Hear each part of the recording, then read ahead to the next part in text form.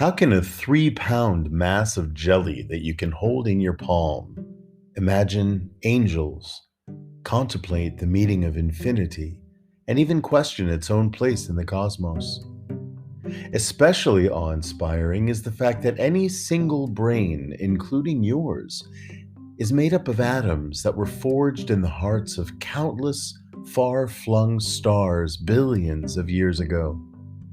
These particles drifted for eons and light years until gravity and change brought them together here, now. These atoms now form a conglomerate, your brain, that can not only ponder the very stars that gave it birth, but can also think about its own ability to think and wonder about its own ability to wonder. With the arrival of humans, it has been said, the universe has suddenly become conscious of itself. This truly is the greatest mystery of all. V.S. Ramachandran.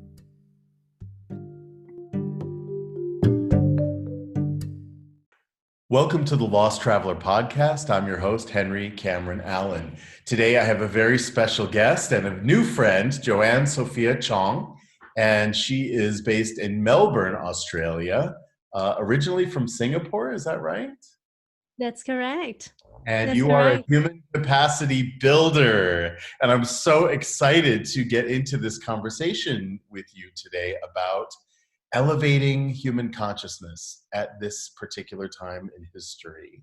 This is one of the things that is a global movement right now that none of us planned for, but this is the moment, isn't it?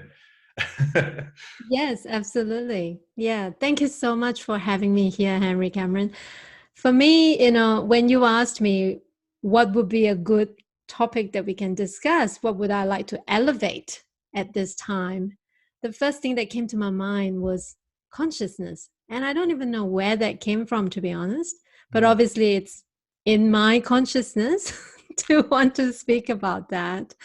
But I think, yes, like you said, it is really a very interesting time. And one of the things that I have noticed that is coming out of this global pandemic is it is apparent that this is the time for humanity to elevate our consciousness collectively. We have seen in the past 5-10 years, there's a lot more studies about neuroscience, about people getting involved in yoga, meditation. These are all separate movements that have been happening, and they may seem like they're separate, but they're really not if you think about it. And it all came from, in my opinion and from my personal experience, this deeper desire within us as human beings, searching for something. Now, what is that thing we're searching for? Well, if I knew the answer, we wouldn't still be searching for it, would we? Right, right. Yeah. So for me, it's really, as all these movements develop a life of their own, it is at a time like this that the global pandemic has created the conditions for us to really look at this in a more collective manner. So it's not just you and I doing yoga at different times, meditating in different manners and all of that different things. It really is about collectively, I do believe, my sense is that the conditions are ripe for humanity to collectively raise our consciousness. And there are just a lot of different ways to cut this. But for me, there are three very interesting ways to look at this. For one, if we look at the world, we can look at the kind of destruction that has gone on. I call it the three divides. In fact, this is part of, a very well-developed study, as well as an action research program by the MIT back in your hometown, US. Yeah. And they have looked at really in the evolution of humanity, especially when we talk about the history of economics, how economy has evolved.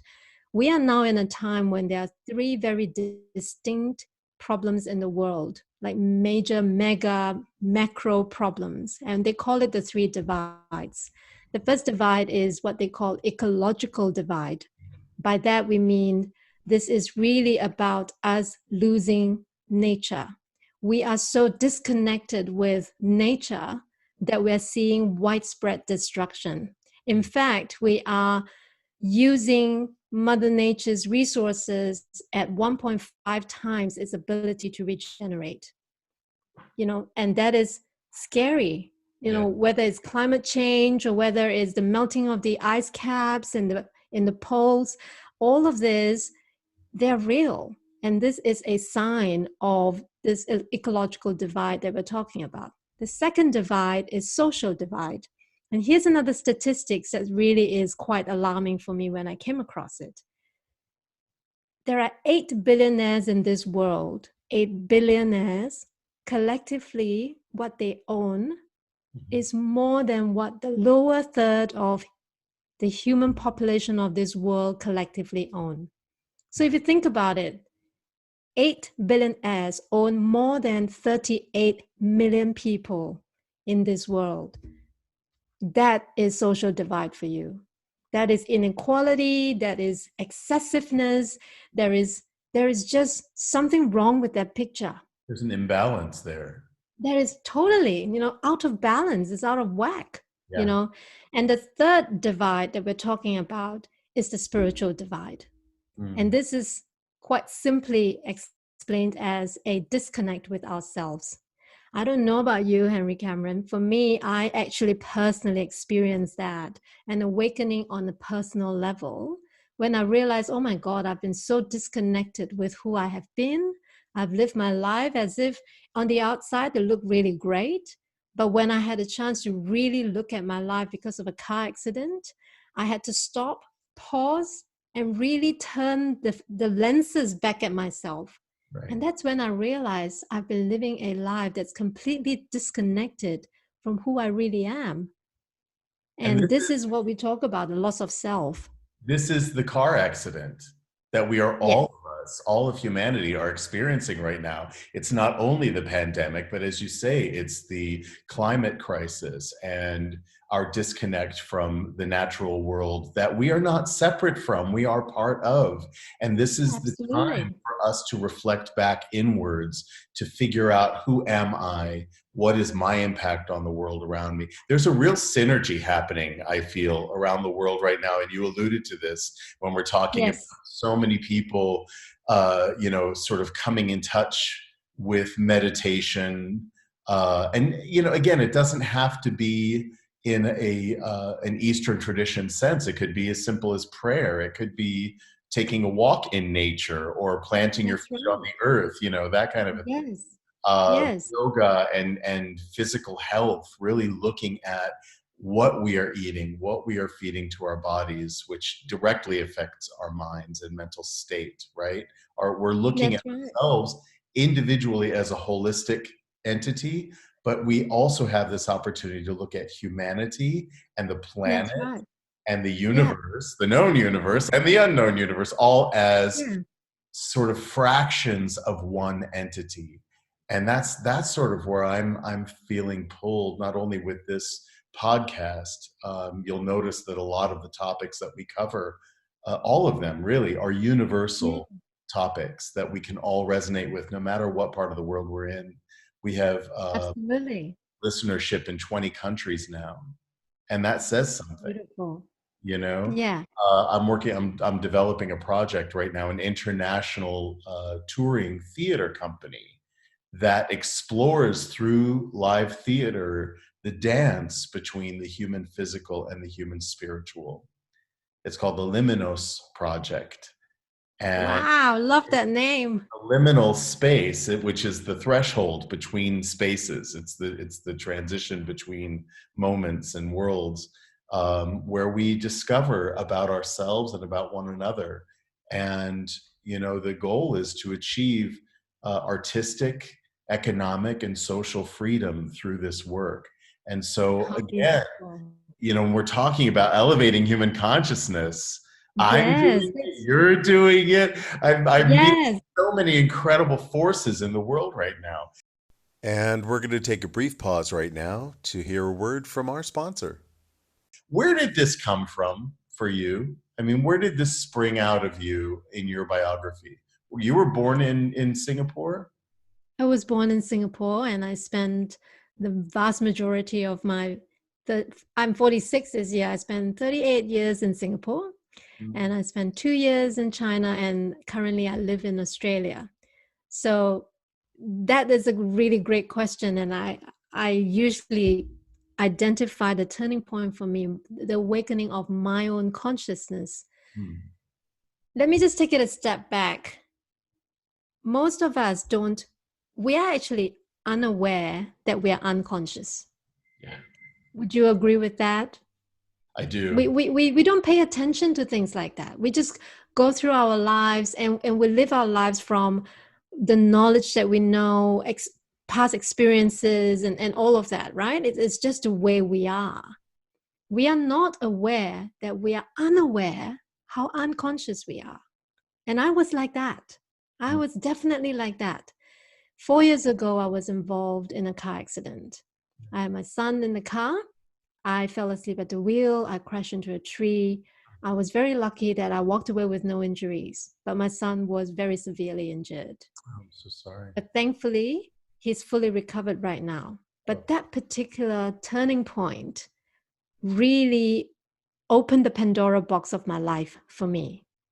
All of a sudden, it just felt like I suddenly had this awareness about life around me, about how my life really looks like, about how did I end up here? Now, of course, we can say intellectually our lives is a result of all the choices we've made in the past. But the question that I started asking is, who is the person who made all those choices? How did I end up here with a life that when I really look at it, I'm not quite sure it's what I actually wanted. In fact, I never asked myself what I wanted. I never stopped and checked in with myself. What do you want, Joe? What do you want? I never did. I just kept doing life.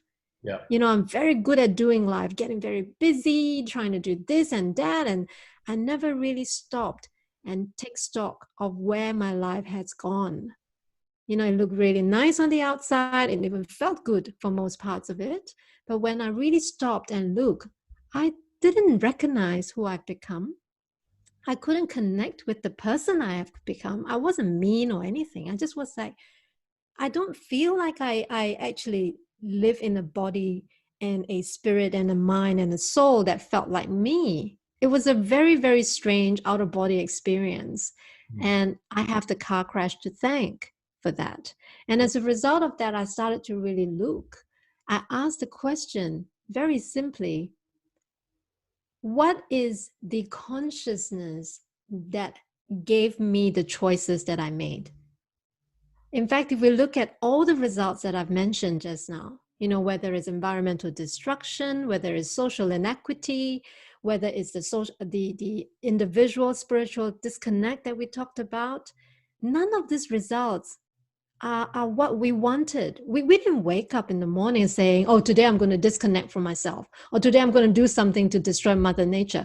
We don't do that. It's not a conscious decision. So how then did we end up with these results in our life? How then did we end up with this life that we have? So it really comes back to me as I look and in my own life, I ask myself, really these choices that I've made in my life come from a certain level of consciousness. And I started to explore that. And, you know, research have shown that actually most of us, if not all of us, are operating at less than 10% of the capacity of our brain. Yes. Meaning we're only tapping into less than 10% of what we actually consciously recall. That's right. Our brain is receiving 11 million bits of information every second. Do you know how much of that gets retained? Research has shown is anywhere from 40 to 120 out of 11 million bits of information every second. That's how conscious we are. Yeah, and there's a certain sense of I talk about the senses a lot, and we are Mm, much more than a brain. Uh, absolutely. we have more than five senses. We have Yes. a sense of beauty, a sense of humor, Mm. a sense of fear, we have so many more senses than we are taught, right? We And are multi-sensory. we are multisensory organs. I believe that the heart is not merely a pump for your blood, it's a sense organ, Yeah, right? That's that's right. Valentine's Day. We send a little heart to our, right? There is we are walking sense organs, and I feel that we are given the gift now, as you say, Yes. your accident was, with this pandemic and with all the other struggles politically that we're seeing around the world, uprisings and all the difficult, ugly things that are coming to the surface that we Mm, must deal with. Um, we're now given the opportunity. What a gift to reflect on ourselves in that way. I think that when we are talking about elevating consciousness, this isn't the first time that we have been, as humanity, dealing with the threat of the fall of a civilization, or dealing mm, with global scale pandemics and things like that. that's right. The difference in our time is that we have many millions or billions more pieces of information that are coming at us. And there was a really great documentary that I watched recently on Netflix called The Social Dilemma. And it's very Mm, controversial because it's the people who have developed social media themselves talking about why they refuse to let their children into social media and what it actually is, what it actually does, what it was designed to do or imagined to do versus what it has become. And I that's think that on a global scale now, and talk about this too, because I think we have more information than in any other time in human history collectively to consider, to absorb, to recall or not.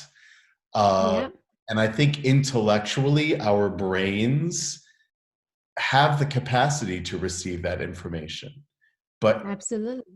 otherwise, especially children, um, and we're all children, no matter what age we are. We're all learning. We're all in the classroom, right? But Yes, but I don't know that emotionally we are equipped to receive and process all of this information. And I think that beautiful. the manipulation of that information is also very deliberate in terms of population. We see it in China, we see it in the Yeah, US, we see it, all over. yes. What's your experience been with that, and how do you think that affects where we are right now? What's brought us to this time? It's such a, oh, so beautiful, this question, and so important as well as we become more, as we really turn our awareness towards that. Social media has connected all of us in ways that we never imagined. At the same time, if you look at what's happening around the world, we are also more disconnected from each other Yeah, at this time. And that is something that really is, it's such an irony. It really is such an irony. The world has become so much smaller. Yes, we are connected. And just like you and I, we're having this beautiful conversation. You in Spain, me in Melbourne, I'm in lockdown. You're not allowed to go anywhere. But it's here we are miraculous. having It's a miraculous. conversation. Yeah, I know it is, isn't it? So technology has given us a different space to really express and be creative, But at the same time, there is a lot of people who are not handling this information overload well. And for me, my personal experience has been, and recently, especially because of the pandemic, I actually decided that I'm going to unplug myself from social media. Initially, initially for just a short period of time because it was getting really overwhelming. There was a lot of conflicting information. It was promoting anxiety more than anything. And then as I stayed away from it, I realized I enjoyed the peace and quiet. And I continued to stay away from it. From 3 weeks, it became 3 months. And now I've been away, I don't know, 4 or 5 months now, and I don't miss it at all. Right. But what I have noticed in the meantime is it has given me an opportunity to reconnect with people in a real way. I pick up the phone more, I talk to people directly, I hear their voice. This podcast idea is so beautiful because to me, our voice is an instrument. It has a certain vibration, it has a certain life to it that imparts vitality, imparts love. It is an instrument that we can use to really express who we are. And for me, this whole process is really part of what I call tapping into the intelligence of the heart. And we'll be right back right after this.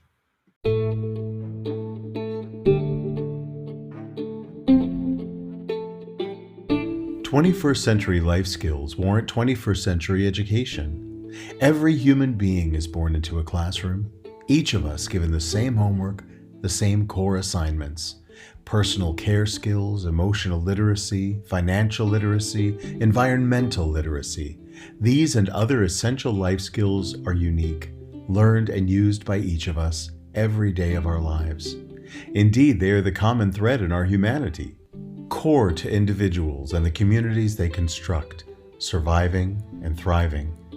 Raising the bar on life skills education for all. This is the mission of Parenting 2.0.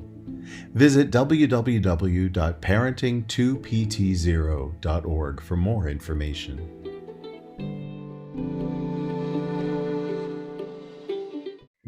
A lot of the way we live, when we really just look at the conscious world, we're making decisions from what we know. We're making decisions from our past experiences. We're drawing from the past, but we're trying to live now and we're trying to project into the future.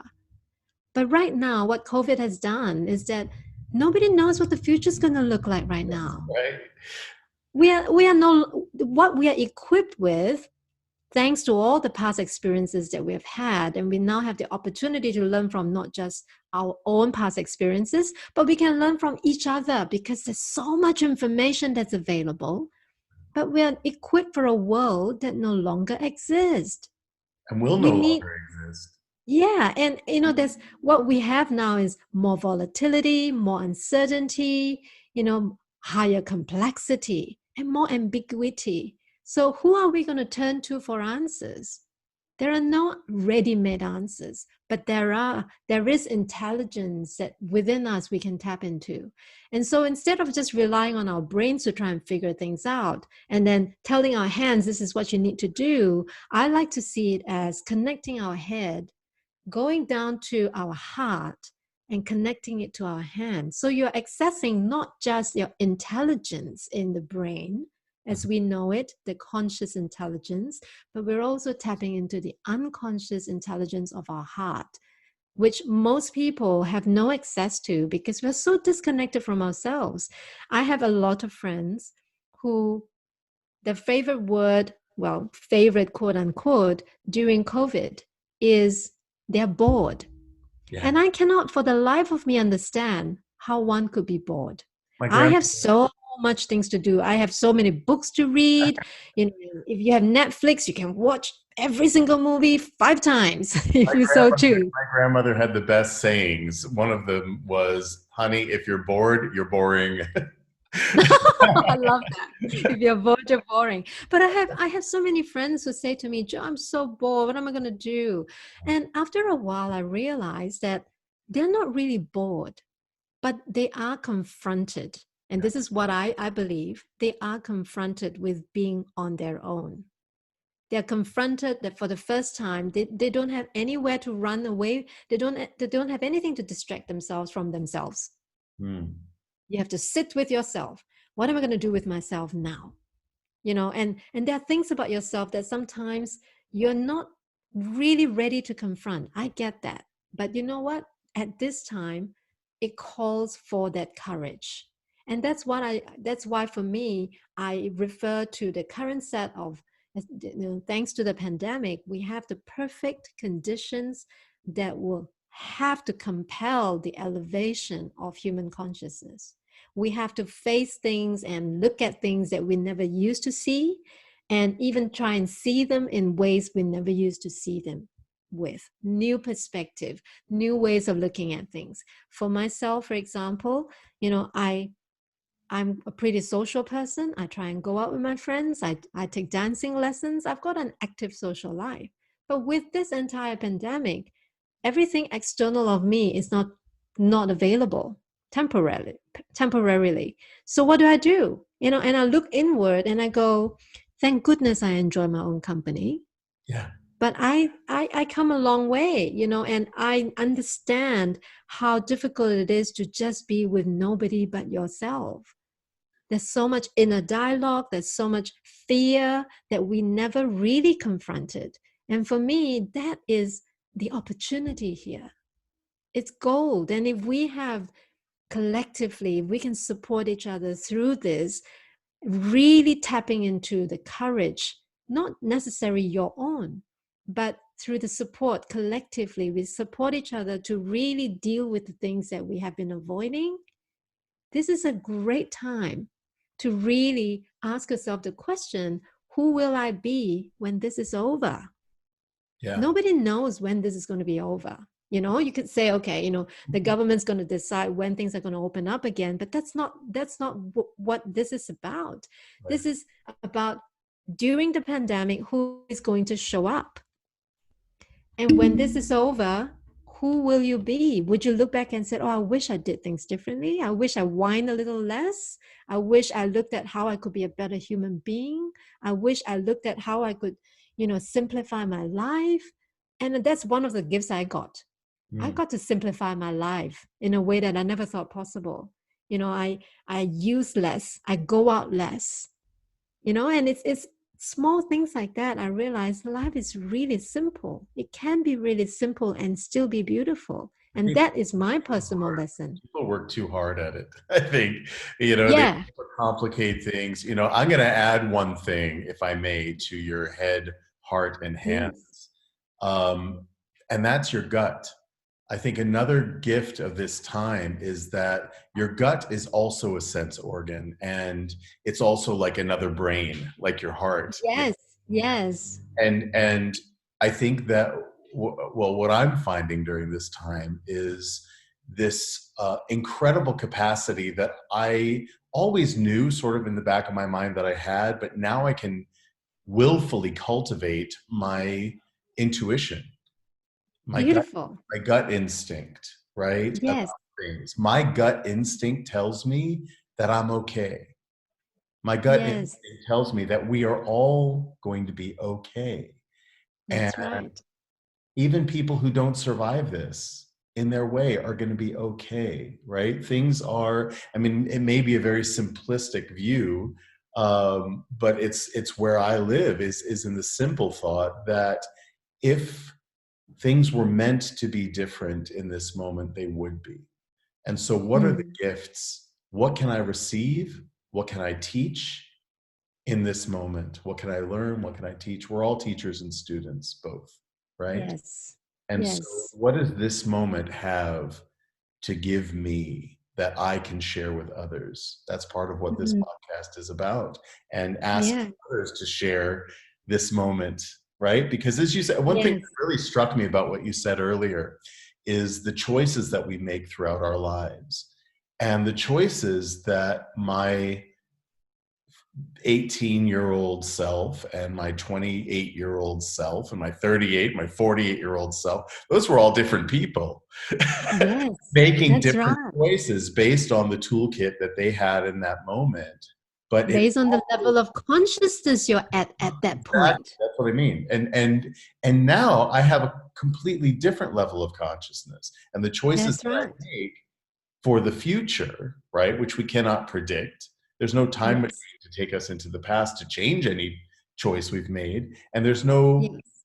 time machine to propel us forward to know what the outcome is going to be. All we really truly have is this moment to fully experience, to fully live in this moment at every level: head, heart, hands, and gut, and That, yes, make a choice to whatever point B you're going to move to, right, from this point A. And if yeah, we arrive at point B and we don't feel safe, we don't feel happy, we don't feel comfortable, guess what? That's another point A that it's turned into, that we can choose a different point B to move on to. To me, that's it's a right. very simple, but talk about human consciousness. It's a place that I've come to now in my mid 50s, to be able to say, yeah, it's not that hard. It really just Yeah. boils down to a choice. Yes, absolutely. Then the question then is, to me, where did the choice originate from? Mm, And this is where we got to go back and say, well, what's the source of that decision? It yeah. didn't just come from somewhere. It didn't just come from nowhere. It didn't just pop into our head. It come from somewhere. And that's the consciousness that we're talking about.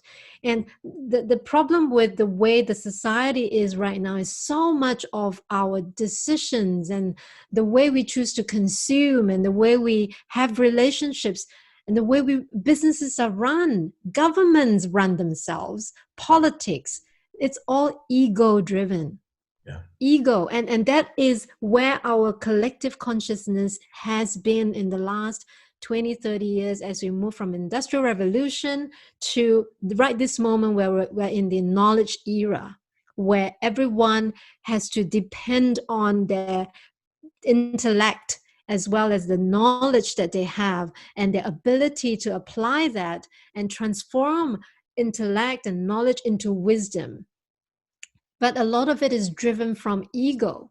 Now I'm not saying ego is bad, but I'm saying very self-centered way of looking at things. Mhm. And it gives us the set of results that we have right now. And some would say collectively, this set of results we don't want. We don't want to destroy Mother Nature. We don't want the social divide that we are seeing. We don't want the disconnect that we are seeing.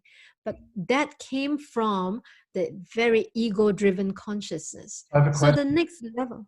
Yeah, I have a question about ego then. Sure. You feel that ego is symptomatic, that ego is a symptom of something deeper? Because I wonder, when we talk about, like, I've been thinking a lot lately about Mm. nationalism. That can be equated as ego. That can be equated as national ego, right? That Yes. my Yes. Very good point. better than your country, right? And it's Mm, self-centered, mm. looking at the interests not globally, but nationally. And Yes. I want to say that that comes from someplace, that even individually, that need to feed the ego uh, is a symptom of something deeper.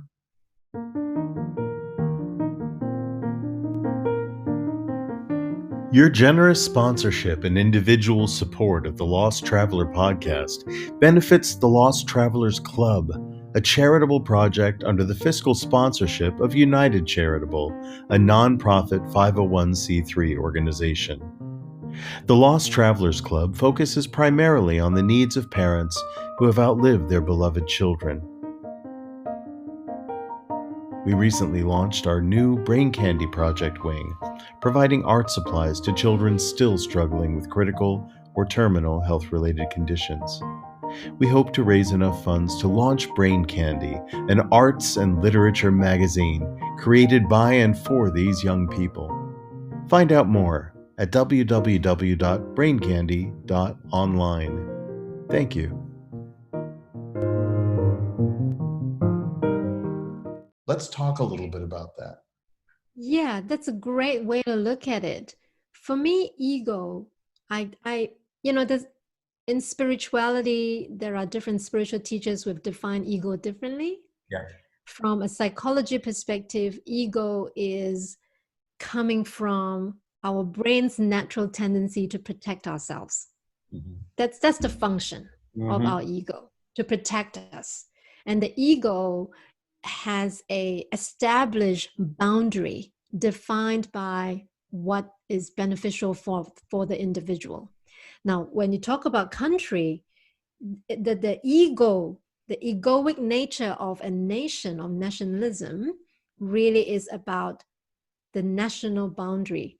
We do it, this country is better than the other because we're richer or we're more economically developed, for example. So in that sense, where does ego come from? It still comes from our awareness. Mm-hmm. Who build countries? Who build companies?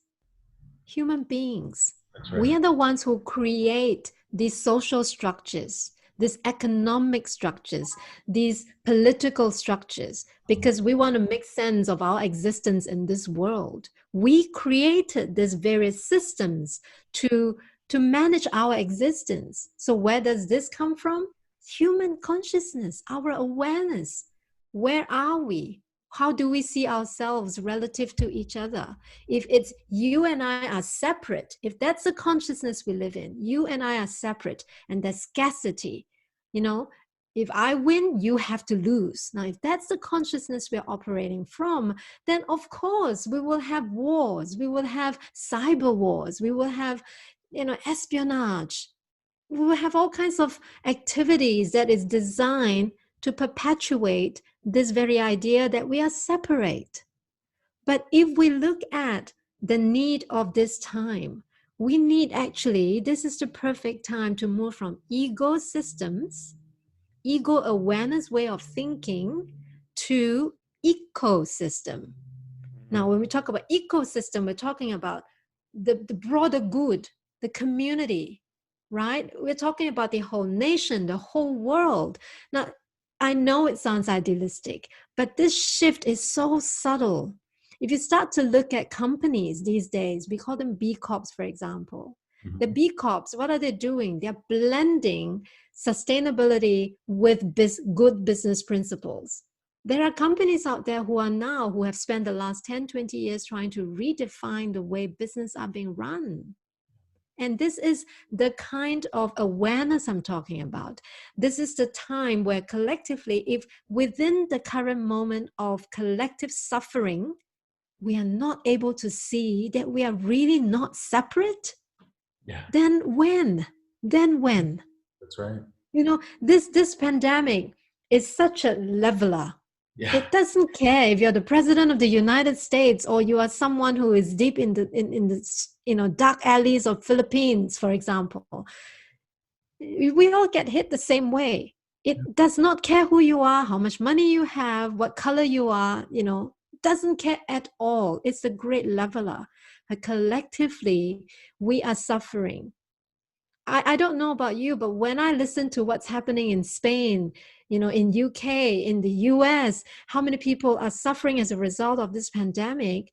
Yeah, I'm miles and miles away. I'm safe from, getting infected that way, but I feel the pain. Yeah. And if people do not take this moment and get present and get conscious to this collective suffering, then we have lost an opportunity to really elevate the entire human experience, in my This is, opinion. this is really, I agree. This is the time to shift paradigms, right? Yeah. Seeing it happen in the corporate sector, and Mm. that is a manifestation of the inner life of every individual on the planet. We are all Spot on. experiencing this, and everything outside of us is a manifestation, the reality that's being manifest by the transition that's happening within. Are you familiar with the work of Rudolf Steiner? I've heard the name, but remind me, what exactly are you referring to? He was kind of a Renaissance man in the late 1800s. He died in 1926, I want to say. And he was the founder of anthroposophy.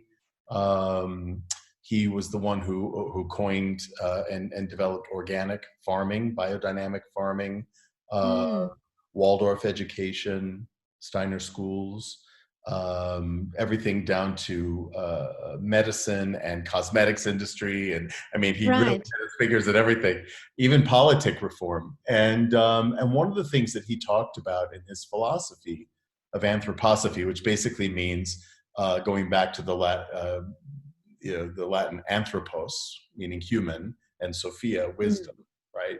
So it Mm. really puts the human being at the center of the That's universe, right. right? Each That's one of right. us is the center of the universe, individually, but also collectively. And there's a responsibility to that. And what he talked about ego, which I really loved, he sort of, for me, shifted the paradigm in terms of how we interpret that terminology and that word. We tend to ascribe a negative connotation to, Mm. oh, she's got an ego the size of New York City, right? Yeah. Um, when, as you were saying, and I think this is where you were going with it, which again, there's that symbiotic connection that we're experiencing right now, is that it's simply ego, whether it's individual or national, is that part of the consciousness that simply recognizes itself, Yes. that recognizes I am, Yeah.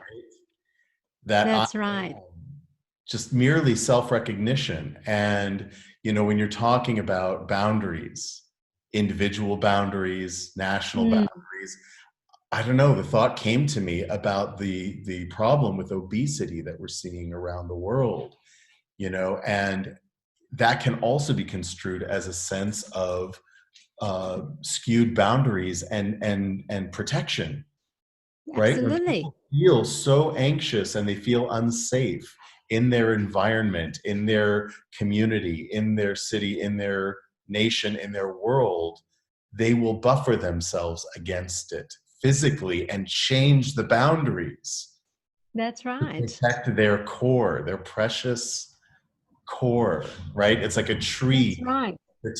builds up a thick and heavy bark around itself to protect the vital inner core, right? We do the same thing. We do the same That's right. This with, this ego is the armor that we're wearing. that's right. It's an armor that we develop to protect ourselves. And it's And not this is positive something or that, negative. It's not positive or negative. It's yeah, not good or bad. yeah, It just is, exactly. right? Just Yes, technology. yes, Technology is neither good nor bad. It's how we use it. right. And how we use it is really out of our own consciousness of how we see other options available to us. And I just want to tap into the example you were saying just now about the problem of obesity. Mm. Now, if we really bring it down to the basic level, you would ask anyone who, whether they have obesity problem or not, what do you need to do in order to have healthy body? They Yeah. will be able to tell you the simple things, right? Eat well, have a healthy lifestyle, Move your body. try to keep stress off and all that sort of thing. So it exists for everyone's consciousness at a knowledge level. We know what we're supposed to do. But how is it that we still end up with so many obese people or people who have weight issues that result in health problems? Why? How does that happen? And this is where the consciousness comes into play, because we're always referring to the part of consciousness to us that's visible.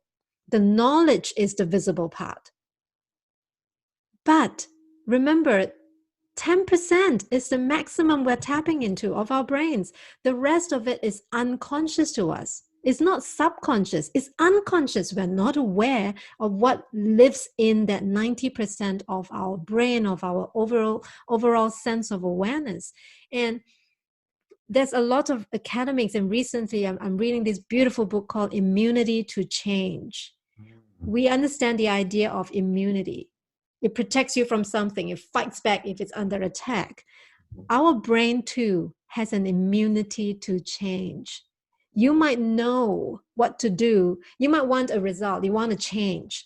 You want to change from somebody who, you want to lose 20 pounds because you are obese, for example, right? And you know what to do, but you just can't lose the weight, or if you lose it, you can't keep it off. How come? Because there is a part of what we cannot see, the invisible in our unconscious, that is holding us back from creating the results that we truly, truly want. And there is now this particular book in the group of researchers behind it, they have created a beautiful way for us to identify what sits in our unconscious, some hidden commitments that we have. There are lots of reasons why people would end up putting on weight that they lost. Maybe they're committed to something else. They're committed to having food, good food.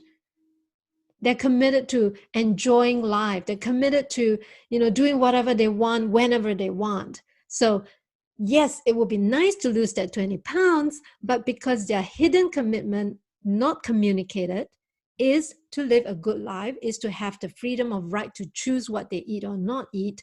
I have the right to eat junk food if I want. Right. They have a commitment to maintaining that, as opposed to, I know it would be a good idea to lose 20 pounds, but I'm not losing it. So there is a lot of work right now from whether you want to look at neuroscience or you want to look at academically or just purely from a human perspective. We can now access the unconscious part of our brain, but just on a more broader sense, there is no better time for us to look at ourselves, to really practice self-leadership. Who can I be tomorrow that's a better version of myself today? And that kind of awareness is what is going to help us human beings move forward and be more human, less doing, more being. Yeah. So, we're not human doing, we're human beings for a That's reason. right. That's right. Let's try to be more being. Being human is not just, all the results that we want to see right now in this world. Collectively, we have a responsibility to elevate consciousness so that we make better choices for ourselves, for our families, for our loved ones, for our communities, for this world, for Mother Nature.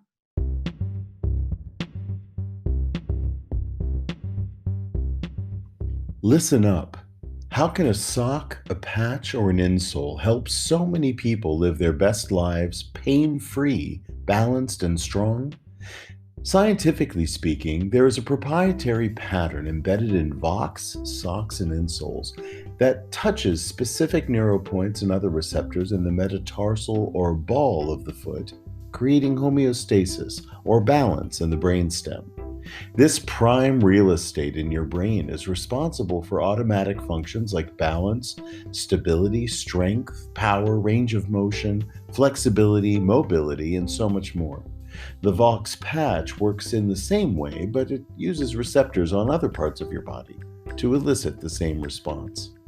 The moment your receptors touch this Vox technology, it opens up communication pathways throughout your unique system, allowing you to become instantly stronger, more balanced, have less pain, and increased range of motion. In short, Vox technology helps optimize the brainstem, allowing your body to self regulate and self heal. Vox products are non electrical, non invasive, have no negative side effects, no metals, magnets, or plastics, and are drug free. Results are instant, scientifically proven, and time tested. For a limited time, buy any 2 items and get 1 pair of socks or thin insoles free, a savings of up to $50. Contact Diane Dinkmeyer at voxlife.com for more info. That's Diane Dinkmeyer at voxlife.com. You'll be glad you did. And better according to our own perception of what better means.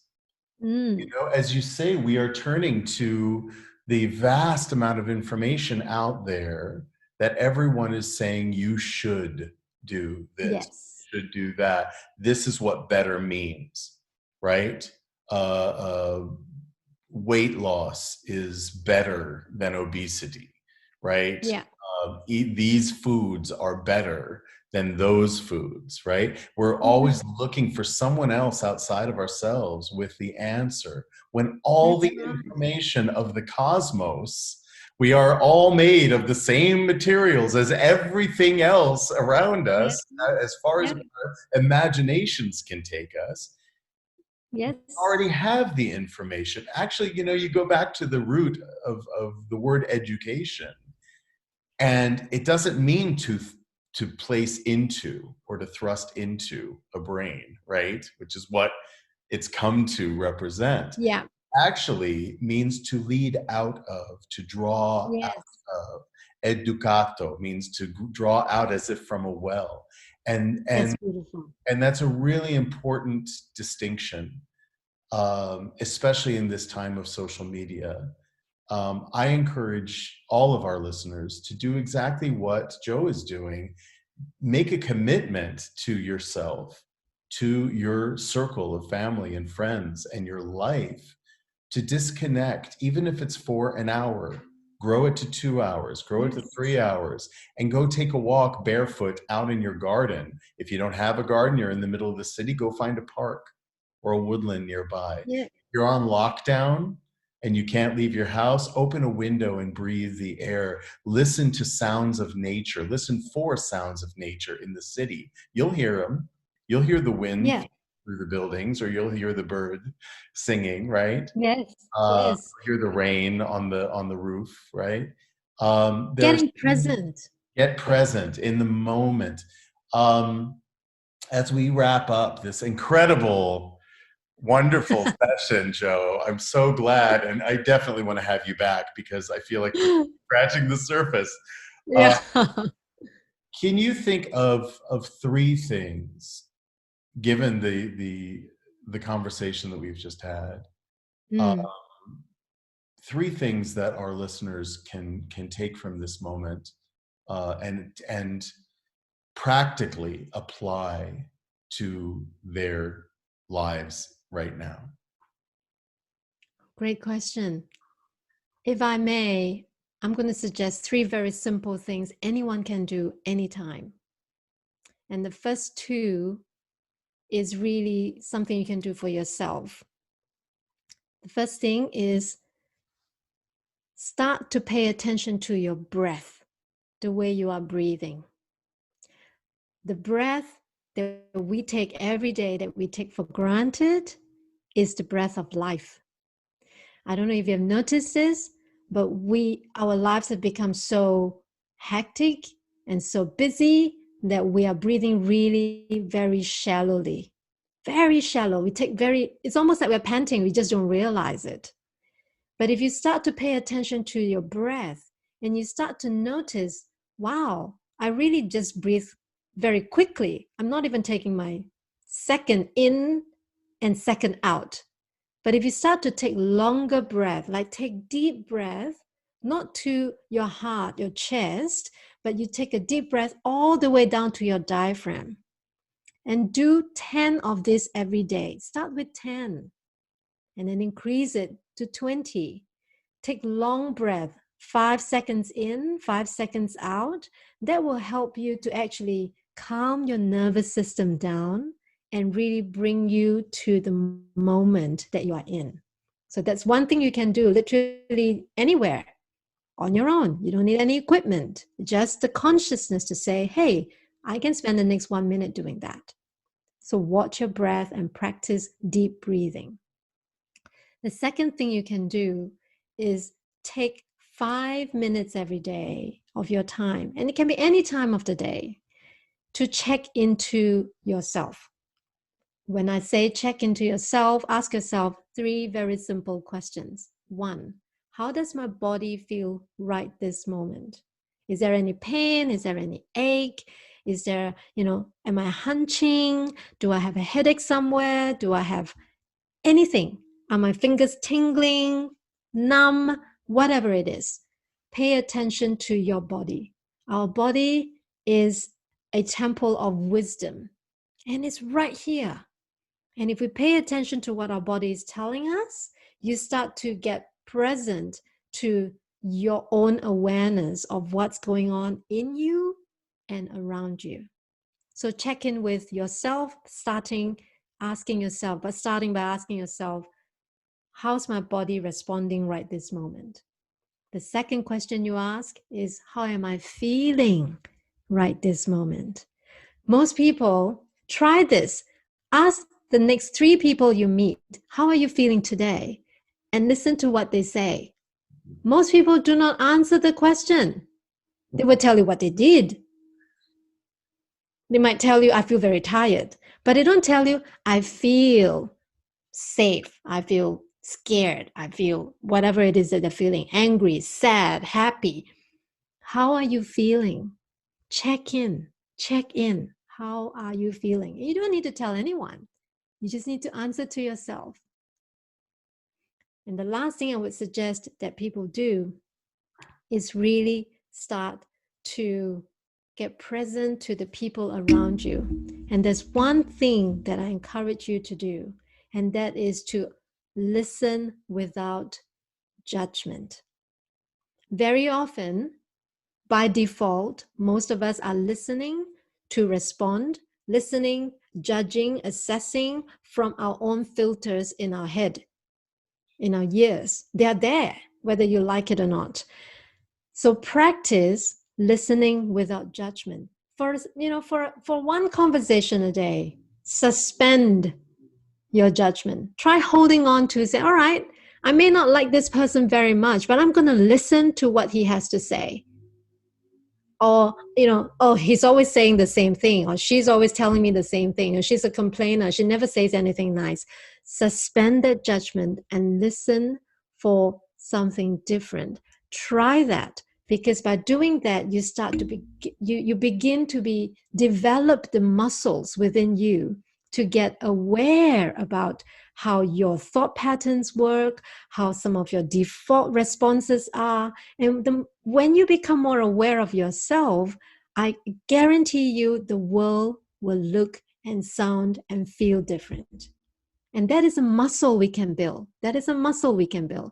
So this whole idea that we're going to elevate consciousness is not like there's a pill that I can give you, you swallow it and everything goes away and expands, it becomes brighter and, more, I don't know, clearer. It doesn't work like that. But each of us can do very little things on our end to contribute to this overall elevation in consciousness, starting with yourself. And that is something that is a gift that you can give to this world anytime. It's a choice you can make. Beautiful. And that's a no risk gift, because No risk at all. even if you try it and you don't feel that it's worked, you're no worse off than you were before, certainly. That's right. And you might actually be a little better off. And sometimes we will try something and are unsure because it's a new feeling, and we'll put it on the shelf for a minute, and then we can come back to it because we've included it in our toolkit. We may not use all of our tools all the time, right? But we can go back to it. It's now there. You have the experience of having used it. And I want to encourage everyone that if you were to experience anything that you are not comfortable with as you try what I've suggested, I want you to try this on. You are alive. Therefore, you feel all these emotions. You feel them because you're alive. And that in itself is something that to me is profound. We take every breath we take for granted. We take life for granted. I know it sounds cliche that life is a gift, but it is these moments that you connect with the essence of who you are as human being in this lifetime, what you're here to do, what you're here to express as part of a whole. We are here as part of a collective consciousness, a big tapestry, that every one of us is adding stitch by stitch. By the way we are being in this world, by the energy that we put out in this world, we are a part of a much bigger tapestry, this cosmos universe that we are all a part of. We're all stardust. We're all stardust. We're all a part of it. So every one of us can do something, even if it starts with just watching how you breathe. That will give you a sense of who you are right this moment in this vast universe. And that would be enough. it's true. When you talked about breath, the image that came to my mind was of a woman giving birth, right? She is taught to breathe through the pain, Yes. right? Yes. Birth, I don't even know if it can be categorized as pain because it supersedes anything that we're consciously aware of as pain. Not that I've given birth, but I have in my way. And you know, and I was a father as well. And so I really I understand that breathing through the pain, we tend to hold our breath when we're in pain. And so much of the world is in pain right now. And we're That's holding right. our breath. Breathe through it, even when you're lifting weights, right? And it's that Yes. last repetition, and you're in so much pain, but you breathe through it. And that's Yes. such a gift. My grandmother, and I'll end on this. Another saying she had was that the reason that we call it the present is because it's a gift. Yes. Let's live in the gift. Let's live in the present. Joe, thank you so much. Where can we find you online? Where Do you can you have a find website? me? Do you have a I don't. My website is in the making because I'm doing a brand new one. But I'll be happy to connect with anyone if you will email me. great? It's Joanne, my name, JOANNE at Our Authentic Power. 3 words, but spelled in full. OurAuthenticPower.com. I'll put a link to that email in the description box along with your LinkedIn page. And I also am going to put a link to the book that you referenced as well, because Sure. that would be a really interesting thing. Thank you so much for this very special hour. And I look forward to having you back as a guest and to continue to build our friendship, because I think we're totally operating on the same frequency. And I'm very grateful. Yes, I really love this conversation. Thank you for the opportunity, and a big love to all the listeners who end up finding this podcast and connecting with it. You know, we are all connected. We are all connected. So it doesn't matter how we get connected, we just are, and have faith that everything will work out for the better. Beautiful. Thanks so much, Yeah. Joe. We'll see you again soon. We'll see you again soon, my dear. Take care.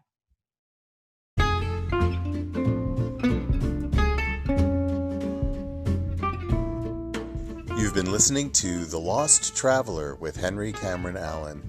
For more information, please visit www.henryallen.org. Thanks so much for tuning in, and let's all keep striving for a better world. Thank you.